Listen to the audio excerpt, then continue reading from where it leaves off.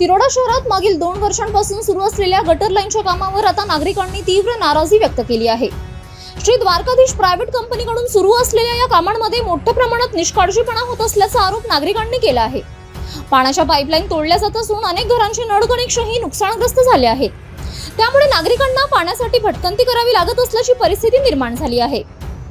तिरोडा शहरातील विविध भागांमध्ये गटर लाईनचे काम सुरू असून कामाची गुणवत्ता अत्यंत निकृष्ट असल्याचा आरोप स्थानिक नागरिकांकडून केला जात आहे। अनेक ठिकाणी खोदकाम करताना पाण्याच्या पाईपलाईनचे नुकसान होत आहे। काही घरांसमोरचे नळ कनेक्शन तोडण्यात आले, मात्र त्यांची दुरुस्ती करण्यात आलेली नाही। यामुळे नागरिकांना पाणी टंचाईचा सामना करावा लागत असून दैनंदिन जीवन विस्कळीत झाले आहे।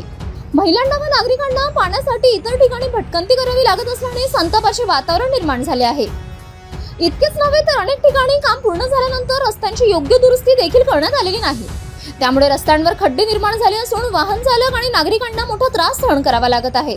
स्थानिक नागरिकांच्या म्हणण्यानुसार संबंधित जनप्रतिनिधी आणि प्रशासन या गंभीर समस्येकडे दुर्लक्ष करत आहेत।